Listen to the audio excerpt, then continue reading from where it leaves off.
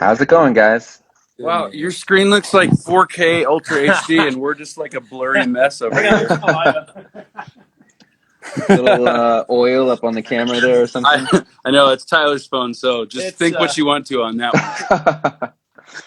How are you guys going? Where are you guys coming in from? We're in our studio at our church. That's cool. You have a studio at your church. Yes. Yeah. Is that where you guys do all? Is that where you guys record all your music? It's been progressive. So, when we say studio, it started out as a freezer for this like giant kitchen. It's not a freezer. It looks way cooler than that, but it's not cool. It's not too cold. Not too cold. No. In fact, it could be a little cooler in here right now. But we just keep taking every room that's next to it and making it ours. That's awesome. You're just taking over the church, the nursery, the kids center. Every room will soon belong to Red Rocks Worship. Yeah, that's awesome. So, how long have you two been involved with Red Rocks? Let's see. I've been here 10 years now. Wow. 11 February. So, just celebrated 10 years, man. Yeah, that's awesome. Congratulations. Thank you.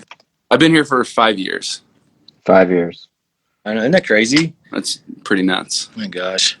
And so you guys have probably you've probably seen it change a lot, and you got to basically like see Red Rocks become, Red Rocks Worship actually become something where like people are singing your songs around the world, and that's pretty cool. Tell us just about how you guys even got that started. Like, how did Red Rocks Worship become a thing? Kind of just in line with Red Rocks. It was kind of by happenstance in many ways. No, we had set out to write together. We started this whole multi-site church thing. We had worship leaders from different backgrounds, and hang on one second. There you go. That way our faces won't look so fat. Boom. That's good. Anyways, you know what? We started a new campus in Littleton. It was our first multi-site. Had worship leaders from all kinds of different backgrounds, and we couldn't agree on the set list. But we wanted to do the same songs. We just couldn't figure out like how to choose the right songs. So we said, you know what? What if we started writing songs together on Fridays? We came together and prayed on Fridays, wrote songs together in hopes that the song that the worship leaders were writing would be a song that would work at both locations. And so that's kind of how it started. And then fast forward a little bit, we do this thing called Holiday Hangover, which is the Sunday after Christmas, because nobody wants to come to church the Sunday after Christmas. Not the volunteers, not the staff. Like, nobody wants to be here, I know. So we started this thing called Holiday Hangover, which is basically just like a TV and online-only special. And we recorded some songs that we had written, and it was all for the Holiday Hangover. And then literally late November, one of our leaders was like, hey, these songs are awesome. What if we just package them together and make them an EP and put them up on iTunes? And we're like, you can do that? It's that easy? Yeah. And we did. And our church, kind of clinged to them. And so we've been writing ever since. Yeah, that's pretty awesome. How many albums do you guys have out now? 1, 2, I don't know. 5. Wow. And you've been around since the first one, right? Yeah. Yep. That's awesome. So, top EP.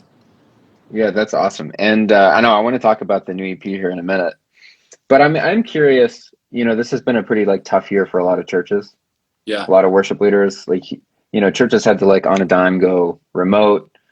And I think a lot of churches now are meeting again, but they're still trying to figure out this hybrid of like a virtual service, but also like a live service where maybe their numbers are like down 40%. Like, I know that's the case for a lot of churches. Like, a lot of people just never came back. Yeah. And who knows where they went or what's going on with that. But how would you say, from your guys' experience with COVID, like how have you seen it impact worship? The whole COVID experience. There's so many elements of that, man, that I know. That I still feel like everyone that's doing what we do, every worship leader is still processing, right? Mm-hmm. A couple of things, it was a really tough season, but we've seen the Lord turn so many things for good, man. We feel like extraordinarily blessed at our church, just because I think one of the things that happened through that process was, for us, we were at multiple locations, and just the nature of the beast with working with creatives. Everybody is on this spectrum, if you will, of like artistic like taste. We like this. Right. I'm good at this. I'm good at this. And so every campus, no matter how much we tried to like be uniform, every campus felt different, And one of the good things that happened through COVID was, first of all, a breath and a moment to be like, hey, what are we doing? And like, we're off the treadmill. What are we doing right now? Yeah. And so our hearts got to change, just refocus, I think, on like the actual mission. And then a really cool thing that happened was, because it was remote, we all came together for the first time, really, on a weekly basis, and got to, each bring a piece of our creative input, into a service. And I felt like it was I feel like this last year and a half, we are more ourselves than we've ever been. Yeah. Because of that process, though. And it was grueling. It was tough. Yeah. There was a, it just comes with, it's the nature of the beast. There was a lot of pride that needed to be like cut out. There was a lot of conversations of, this is how I want it. And then it's, but does that serve our church? Does that serve like what we're doing here in, yeah. So it was certainly tough. And our, like, the churches that had to like all of the sudden go remote and online, that's a tough corner to turn. So I don't know, I felt like we were trying our hardest to like reach out to like locally here in Denver, like, hey, how can we help? What can we do? Also, like, will church ever be the same? We don't know. I remember one time we came together to record a service, and it was right at the beginning. It was right when everything like crashed in our face. We're like, this could be the last time we're in the room together. Who knows? It felt like, isn't that crazy? Titanic, when all of the strings players, we'll play, and they're like, it's been great, and they hug. And yeah. Like, all right, well, we're leaving. We're going to fight for ourselves. And then they're like, no. Yeah. Back together. Yeah, that's so funny. I think, for as hard as it's been for so many worship leaders in churches, what I'm hearing is that the intentionality dial got turned up. Like, it caused people to question, okay, like you just said, why are we doing what we're doing? And really focused in on being more intentional on the songs we're picking, how our service is flowing. Yeah. I think also the intentionality with our team members and band members. I've heard of stories too of just relationships even getting tighter because, we were just like in like you used a great word there, treadmill, just this process, like every week, just doing the same thing over and over and over and over and over. And you kind of start buzzing by people and not actually having a relationship with them. And almost as unnatural as it is, it's almost like the Zoom thing actually brought more intentionality and closeness between everybody. Oh man, we felt that really intensely at the church. And matter of fact, one of the things that I feel like was the biggest takeaway for me was, as a worship leader, like part of your job is to like assess, hey, where are you, congregation? Mm-hmm. And how do I get you from A to B? How do we get you to like experience like the depth of who God is in this 20 minutes, right? Or however long we have. And I felt like one of the things the Lord taught me early on in the COVID season was like, hey, that's great. And that's an important job. But what you're doing is for me. Like you're not like, I'm the one who finalizes those deals with people. I'm the one who reveals myself to them. Your job is to love me extravagantly. Yeah. And that shift, however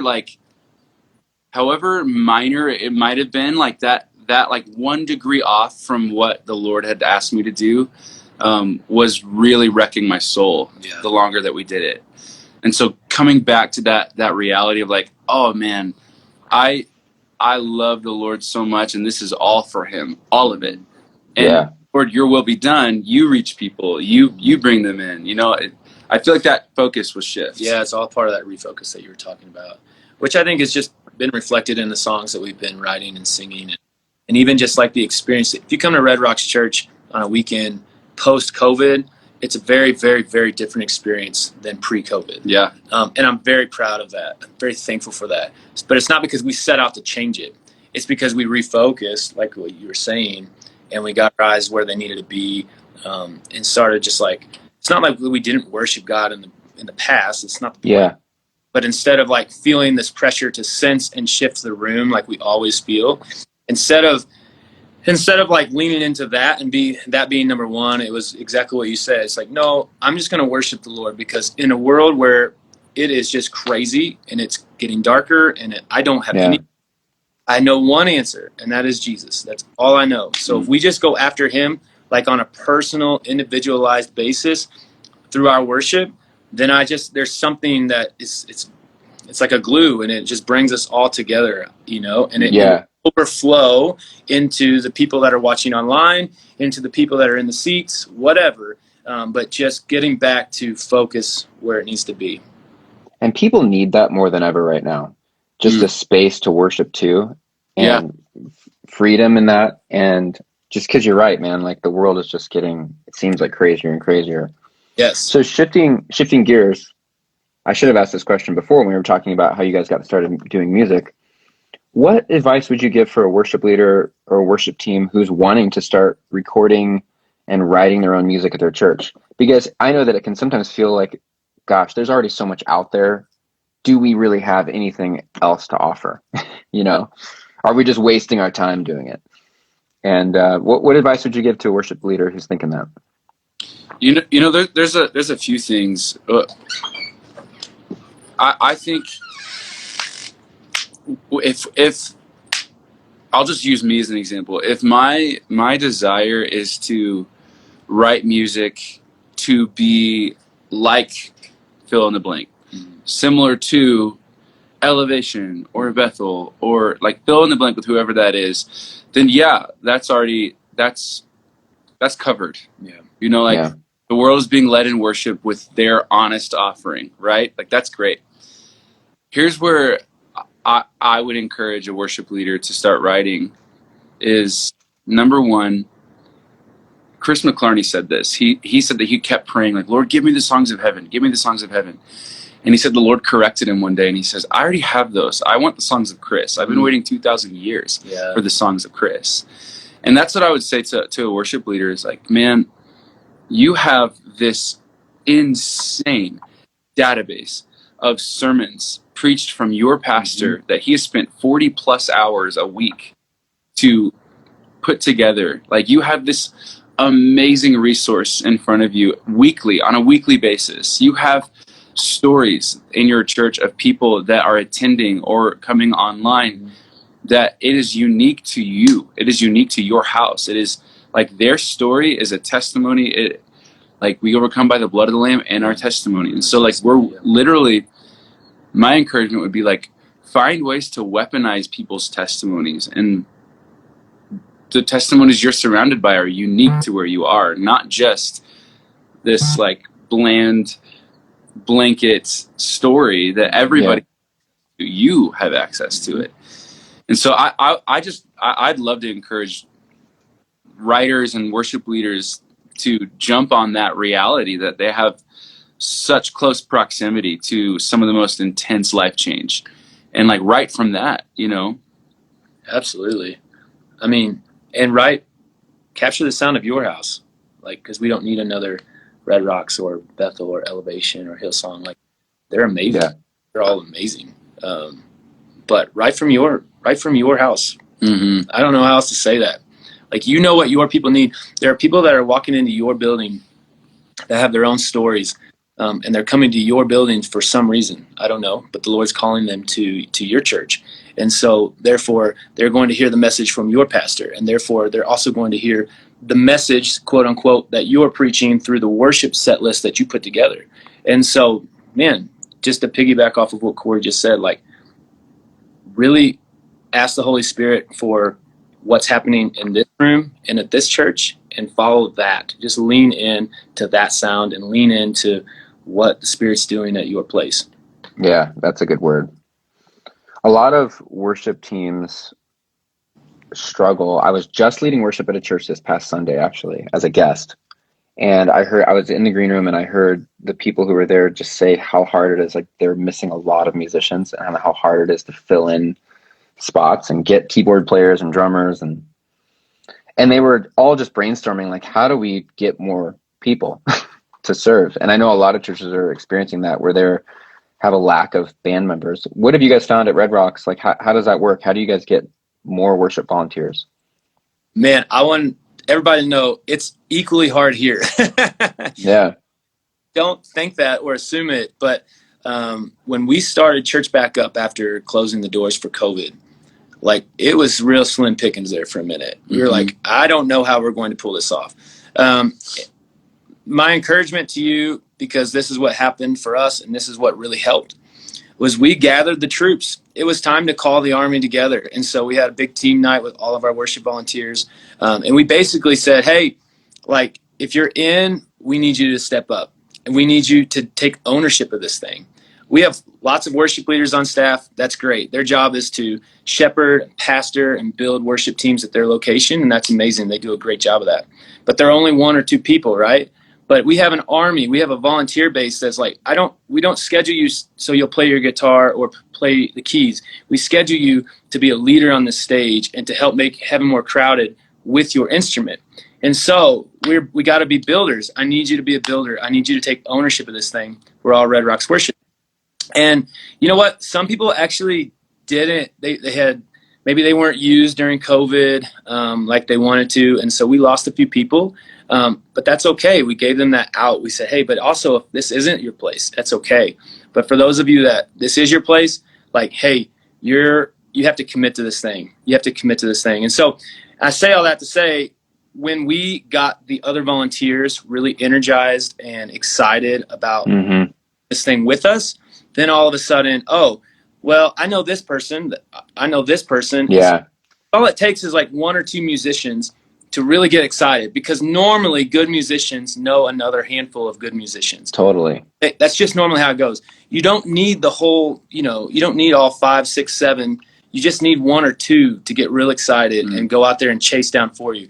But it has to be part of the culture of the team. It cannot just fall on the worship leader, the worship pastor, because I just think, like, you hit a ceiling really fast. You know what I'm saying? But and then also, if I'm a musician and I get asked to be a part of a church or come play at a church, like, I'm way more interested in being a part of like a healthy team and being part of a program and a culture that's exciting and fun where everybody wants to be there. I'm way more interested in that than I am in just going to fill in somewhere, Yeah. So I think that's been like the best thing for us, is rallying the troops. And we had to do that in January. We've had to do that a couple times this year, but we've seen the fruit of it. We really have. And then being really, really intentional. Like, hey, we got this new person coming in. Great. Like, be on with your shadow weekends, your communications, all the things. Like, treat them like straight up royalty, because culture is everything. And you want them to want to be a part of your culture, but you want it to be exciting. You want them to be like fully engaged. Yeah, that's so true, man. It's a fire that spreads, and like, once you only need a spark. Like, you only need like a couple people on your team who are really just fired up about the ministry, and then I feel like it does kind of attract others to be a part. That's such a good point. That's a challenge. That's definitely a challenge that I think a lot of worship leaders are facing, is how do you get people to actually serve? This church that I was at, actually, they just never even asked people, which they had never made like any sort of announcement or any sort of like no one really even knew that there was a need. And I told him, well, maybe you should start there. Like, just maybe let people know that you actually have space for them. Yeah, I mean, like, we've experienced that many times over the course of the 10 years I've been here. I remember we have a great volunteer named Will Davis. He's an amazing guitar player. He sat at our Golden campus, which was the campus that I happened to lead at, for 2 years. I didn't know him, and he never signed up to play, nothing. I'm like, okay, well, then all of a sudden we started a new campus, the Lakewood campus. We asked, hey, anybody want to go to the Lakewood campus? We're putting together a team. All of a sudden, here comes Will Davis. He's incredible. Yeah. Where have you been? You have no idea the sleepless Saturday nights I didn't have a lead guitar player, and I had to put it in the track, or I had to figure something out, fake it till you make it. If you would have just, like, I didn't know you had a need. Like, yeah. Oh, cool. Noted. Yeah, you got to just put it out there. Yeah. So last thing I want to talk about is the new music you guys are releasing. So you've got a new EP. So earlier this year, you released one called Things of Heaven, Where We Come From. And now you just released a new one called Things of Heaven, Where We're Going. So tell us, I love those titles. Those are such great titles. Tell us just a little bit about those EPs and the ideas, where it's coming from. Yeah. Well, thank you. This is, I have no shame in saying this. We don't want to disparage at all our past records. Yeah. And we needed them to grow and to learn.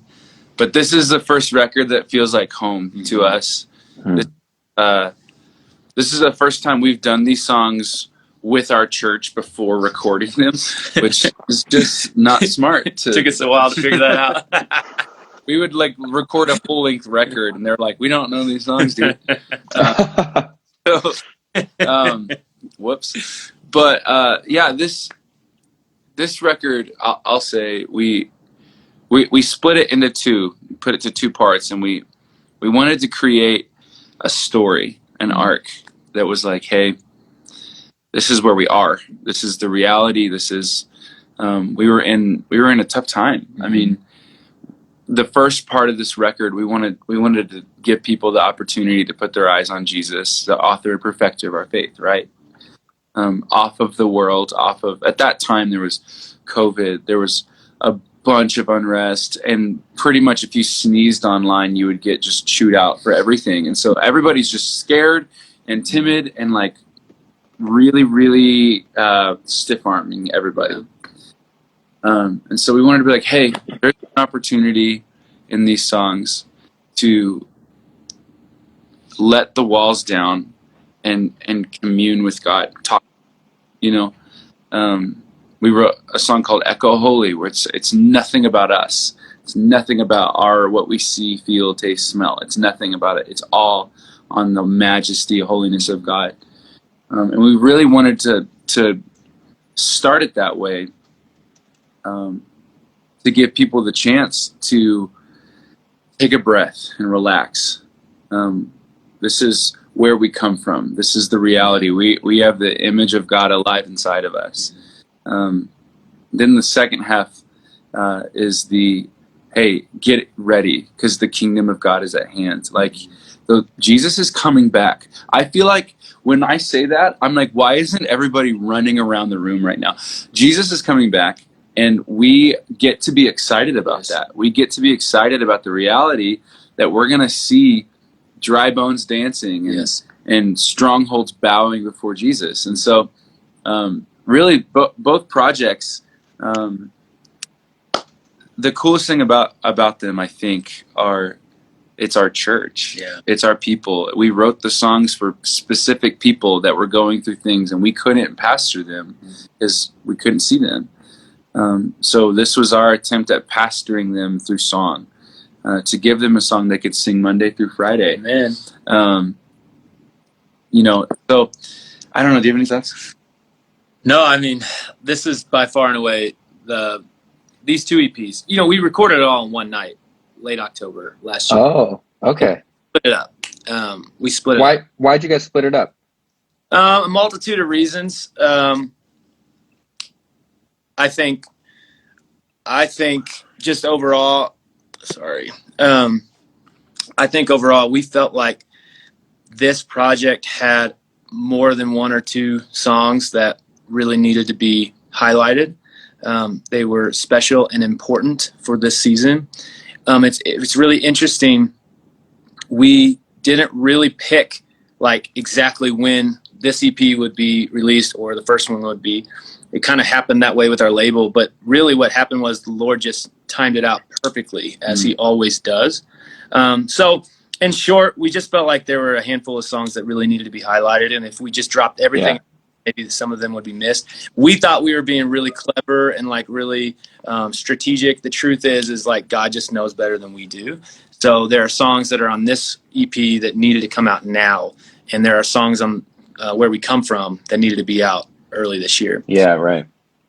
But I will say that, I mean, we're so proud of this one. So proud of this one. The other ones were great, but this one feels like home. We set out to capture the sound of our house, to basically take what we do on Sunday morning, package it up, and give it to the world. That's the first time we've ever done that. And so now when you listen to Things of Heaven, either EP, you are really listening to what we do at Red Rocks Church every weekend. And so, and that was the goal, right? We started off 2020 before COVID happened. Our pastor Sean, he came back and he it was like the January series. He's like, church, it was called Take Home Faith is what it was called. It was all about being the church Monday through Friday, not on Sunday, because you got to have a strong foundation. So when the winds come, the storm comes, your house is still going to be standing, right? And we had no idea that this thing called COVID-19 was going to be coming. We had no idea. We had no idea that we were actually going to have to take home our faith because we were going to close the doors to the church building. We had no idea. Well, that's what these songs are. They are faith-filled anthems from Monday through Friday. The hope is that the church is singing them on Monday when life is awesome, on Wednesday when life sucks, whatever it is. But you're taking church, you're taking your time with the Lord, you're taking that faith home with you, because it can't just happen on Sunday. It has to happen every day. Are there videos available for these songs too? Like, is there any where people could actually kind of see what's happening, at Red Rocks? Yeah, for sure. Absolutely. On YouTube. Red Rocks Worship? Mm-hmm. Yeah. Awesome. You guys, we have all the multi-track stems for these songs up on Loop Community. So if you're a worship leader watching this and you guys want to actually play these songs at your church with the tracks, we have the original tracks from Red Rocks. Make sure you check those out. I'm actually going to go listen right now again to both EPs back to back. Really? And I'm pumped. I'm going to encourage everybody who's watching this right now to go check it out on Spotify, Apple Music, wherever you get your music. Wherever you stream. Wherever you stream. And, dude, for real, thank you for what you guys do. You resource so many people to facilitate moments with God that literally change eternity. That's crazy. That's crazy. Mm-hmm. So we've used your services a ton. Cool. Times. Loop Community. Where do you have this song? Yeah, that's awesome. Especially a few years ago, we used to have to create our own loops, and so it wasn't real pretty like it is now. It was left and right is what we did, and so I'm like, man, God, please let Loop Community have it today. Yeah, I know, man. I was right there with you. I was making my own. It's way too easy now. These young kids these days have no idea what we had to go through back then. We're walking uphill in snow. I know. Both ways. Making loops barefoot in the snow. Oh man. Well, guys, thanks for taking the time to hang out. Everybody, go listen to this music now. I love Echo Holy. That's one of my favorites. Oh, thanks, man. So, thank you. We were a weeping puddle of messes when we wrote that one. It was it's a killer song. I could see why for sure. Thank you. Thanks, man. All right, brothers. Take care. Thanks for joining us today. See ya. Hey, what's up, guys? Thanks for listening to this week's podcast. Couldn't do what we do without you. Let us know in the comments what you thought. Also, make sure you hit the subscribe button. Follow us on Facebook, YouTube. Stay tuned. We got a bunch more stuff coming. Appreciate you guys. See ya.